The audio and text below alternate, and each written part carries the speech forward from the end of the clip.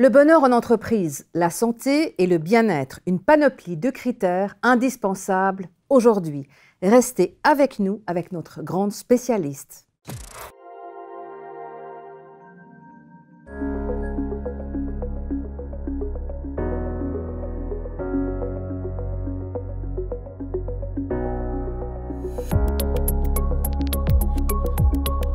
Annika Monson, bonjour.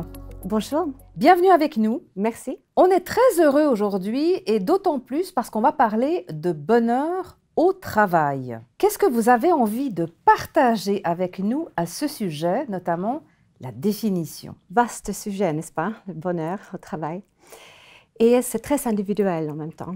Et je dirais que c'est une question d'équilibre et d'un bien-être subjectif. Est-ce que vous pourriez, en faisant une analyse rapide du marché, donc on espère post-pandémie, avec ce qu'on est en train de vivre, sur l'état des lieux de ce qu'on appelle aujourd'hui, si je traduis bonheur en santé et bien-être, sachant que le bonheur, visiblement, c'est plutôt un état d'esprit et que ça dépend de beaucoup de critères.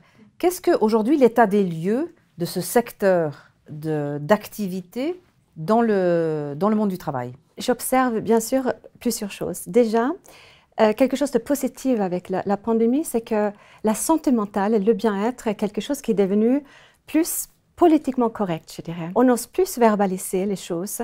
Et je pense aussi que beaucoup de dirigeants et plus en plus d'entreprises se rendent compte des enjeux et de l'importance de faire quelque chose, de proposer quelque chose concret pour les employés. Il y a aujourd'hui dans les entreprises une tendance qui existe dans les pays anglo-saxons depuis quelques années déjà, qui est présent de plus en plus sur le marché en Europe, notamment en Suisse par exemple, qui est le rôle du Chief Happiness Officer. Qu'est-ce que vous pourriez nous dire au sujet de ce rôle-là, de nous donner un peu de détails, des responsabilités de ces personnes? Alors déjà, je dirais que notre expertise, premièrement, ça vient du accompagnement du burn-out. Donc, sur ce constat, pendant des années, nous avons accompagné plus de 1000 personnes. Nous nous sommes rendus compte que notre constat, c'était on ne peut pas continuer à travailler comme ça. Il faut changer quelque chose dans les entreprises au niveau de stratégique, culturel et opérationnel. Donc, sur ce constat, nous avons créé, il y a 2 ans et demi, la formation que nous avons appelée Chief Happiness Officer, mais qui est quelque chose de beaucoup plus que ça, que le nom puisse paraître. Parce qu'on parle en fait d'une personne qui va être facilitateur, qui va être un soutien, qui va être ambassadeur et qui va avoir vraiment ce projet du bien-être au travail au niveau de l'implémentation stratégique, culturelle et opérationnelle. Donc, c'est quelqu'un qui va être coordinator en termes de projet au niveau des entreprises. Si on met un Chief Happiness Officer dans une structure, quelles sont les tendances aujourd'hui de ce rôle dans une entreprise? Est-ce que vous pourriez nous donner 1 ou 2 exemples? Il y a beaucoup de choses à dire. Je dirais d'abord, il y a un rôle d'influencer, de raise awareness. Donc, ça veut dire influencer au niveau de management, au niveau des employés, de l'importance de tout ça. Aussi, la direction. Donc, ça veut dire qu'il y a des formations à faire, il y a beaucoup d'informations et aussi à mettre en place des choses de qu'est-ce qu'on mesure, comment, parce que ce qu'on ne peut pas mesurer, on ne peut pas le manager. Donc, c'est toute une réflexion, toute une stratégie à mettre en place. Et après, donc, de commencer à implémenter des actions individuelles, des actions en groupe, des workshops. Et puis, c'est quelque chose qui, it's never over, it's never finished, parce que c'est pour instaurer ça dans la durée, c'est quelque chose qu'on cultive. Donc, c'est vraiment un projet qui va durer dans le temps. Et cette personne va avoir le rôle, justement, de mesurer les hauts et les bas, suivre les indicateurs, proposer de nouvelles choses.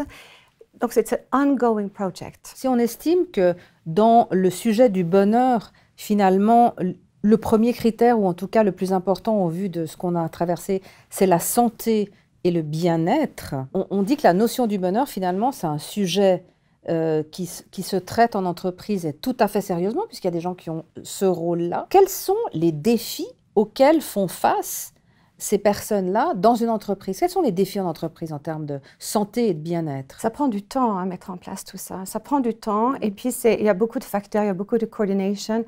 Et donc, il faut cette patience. Mais il faut commencer quelque part, en fait. C'est ça le plus important. Et je pense aussi le mot en anglais, c'est care. C'est préoccupation, on peut dire. Prendre soin d'eux. Prendre soin d'eux, oui. Et donc, on peut commencer par différentes choses, mais il faut commencer quelque part. Le défi, c'est souvent d'obtenir le budget pour cette personne de CHO. Donc, c'est pour obtenir un budget de mettre en place et de continuer à suivre. Ça ne suffit pas d'acheter une table de ping-pong, de faire une goûter, un apéritif tous les vendredis. Il faut beaucoup plus que ça. Et donc, il faut de la patience, il faut une stratégie et des KPIs pour mesurer l'impact, le return on investment. Est-ce qu'on peut imaginer qu'un des défis que je ressens en vous écoutant, ce serait le manque du fait que les employés ont ressenti un manque, qu'on ne prenait pas assez soin d'eux? Est-ce que c'est un défi aujourd'hui dans les entreprises ou ça a toujours existé? Vous voulez dire que l'entreprise ne prend pas assez soin d'eux? Par exemple, oui, tout à fait. Oui, alors ça ressort aussi dans beaucoup d'études sur le plan international que les employés disent « there's nothing for us », ils font rien. Il n'y a rien, Ils font rien. Et en même temps, les entreprises me disent souvent « Annika, on n'a jamais fait autant », ils se plaignent toujours. Et là, c'est intéressant parce qu'en fait, on se rend compte, quand on explore un peu, que ce qu'ils mettent en place ne répond pas forcément aux besoins des employés. D'accord. Donc, et c'est ça, justement, le rôle d'un Chief Happiness Officer, où it's a funny name, right? Donc, c'est un chef de projet de l'engagement des collaborateurs, on pourrait l'appeler. Il y a plein de titres différents. Mais l'idée, c'est vraiment que ça matche. Quel est le besoin des employés? Et ce n'est pas forcément un besoin, c'est plusieurs. Et donc, c'est là où c'est tricky, où il faut être à l'écoute.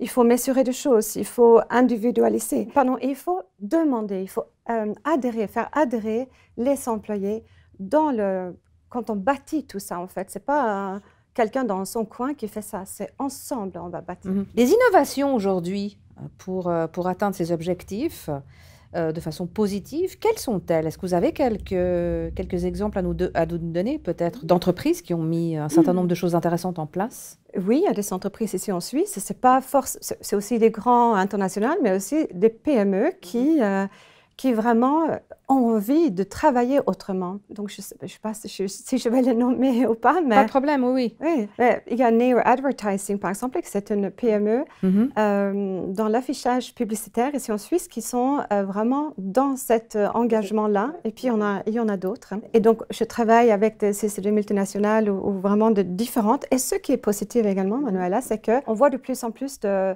finance, trading companies. La semaine prochaine, je vais donner une remote leadership workshop pour des traders ukrainiens. C'est fou. Ça, on n'aura jamais vu il y a quelques années. C'est très, très intéressant. Comment vous imaginez-vous, en tant qu'experte donc de santé et bien-être en entreprise, donc un des critères du bonheur, le monde de demain? Et ce sera ma dernière question. Alors, comment je m'imagine? J'espère que quelque part, at the end of the day, on devrait tous être des Chief Happiness Officers, right? Mais on n'est pas encore là. Donc, il y a toute une implémentation, une action, un movement qui se crée de plus en plus. Je dirais que là où je pense que le plus grand enjeu, c'est de former les managers. Parce qu'aujourd'hui, le constat, c'est qu'on n'est pas assez future-oriented ou Future Generations Oriented et Human-centric. Ici en Suisse et ailleurs, donc là je compare aussi avec le Scandinavie d'où je viens, la Suède, où on est dans un autre mouvement, mais c'est là où on a le plus d'efforts à faire. Est-ce qu'on peut dire un tiers des entreprises sont déjà en marche et puis il reste encore 2 tiers ou Oui, peut-être 20-25% qui se mettent en marche. Et il y a plus de prise de conscience, oui, et ils vont se mettre en marche parce qu'ils n'auront pas de choix. Ce qu'on peut dire en résumé aussi, c'est que la santé et le bien-être, c'est un rôle économique incroyable sur le marché, en plus de la motivation, sachant que le travail est censé justement nous apporter le bonheur, en principe. Oui. Et les enjeux, c'est, comme vous dites, économique, car on sait tous que quelqu'un qui vient avec l'état d'esprit, parfois vivement lundi, il va communiquer d'une autre manière, il va être efficace, productif, il va être moins malade. Donc, il y a un impact direct sur l'économie. Sur le bottom line. Et sur le bottom line. Annika Månsson, merci infiniment pour ce passionnant interview. On vous souhaite tout de bon pour la suite et on vous dit à très bientôt. Merci beaucoup. Cette interview est en partenariat avec Doukas Copy TV. Restez connectés, restez avec nous et on vous souhaite une très bonne nouvelle année.